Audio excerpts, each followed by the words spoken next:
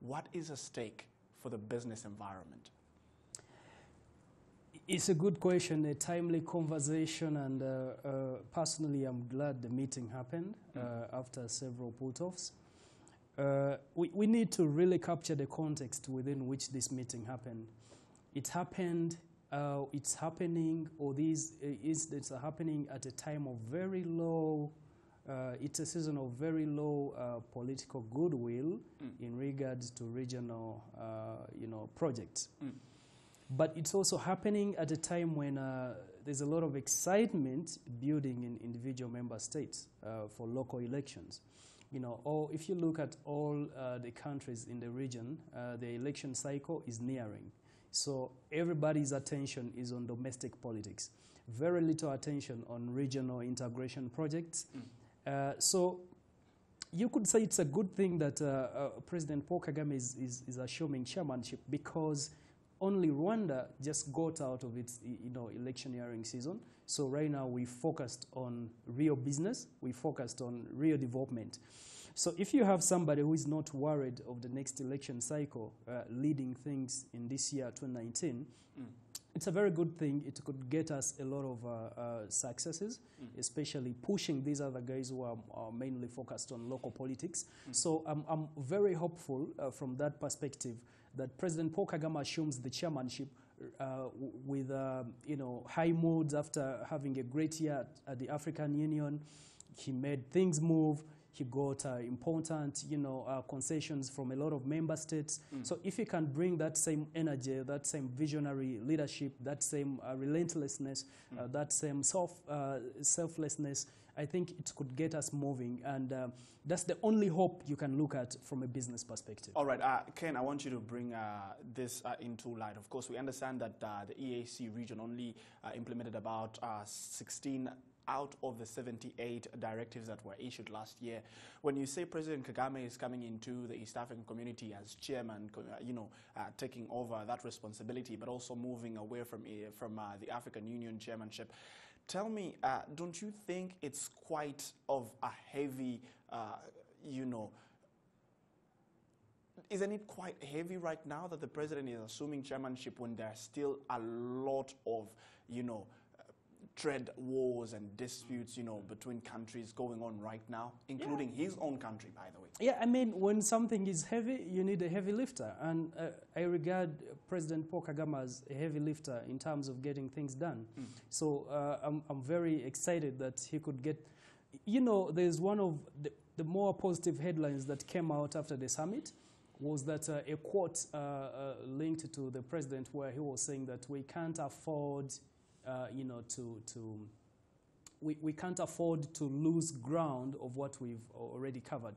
So for me, if we can keep that as the theme for 2019, that's exactly what the region needs, because there's a lot of work which has been pending, but like I've told you, the reason is simple.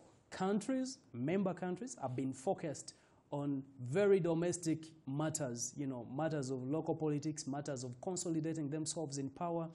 And that's why I'm saying if a country like Rwanda, which is not in any political season right now, assumes leadership, it will be reminding those other ones that are currently being cited by local affairs to actually, hey guys, look, we have work to do.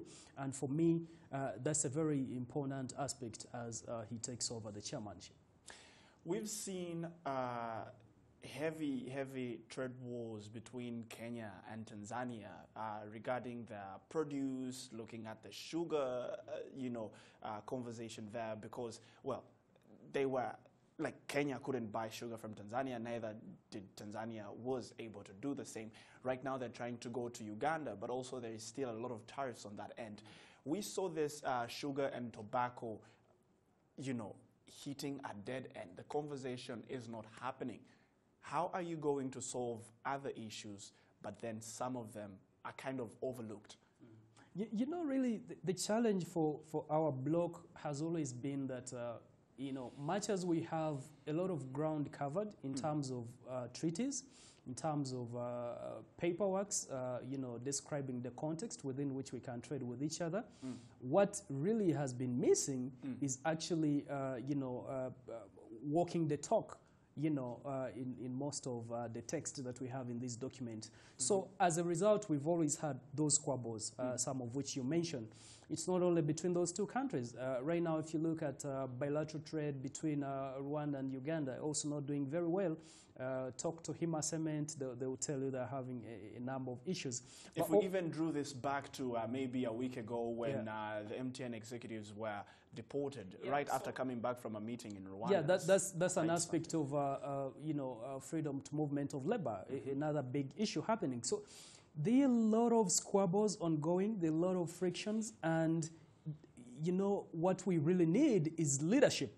What we really need is someone to steer the attention of all our leaders and actually get them to focus on what really matters. Because the other day we were discussing, I think, with you on what the EAC means to an East African, ordinary East African. Very little if you cannot address those issues that actually bring tangible benefits to the East African. Because the East African cake is big, but there are so many barriers stopping Africans from taking a chunk of that cake. And those barriers include, squabbles between countries, squabbles between, suspicion, some of which is quite unfounded.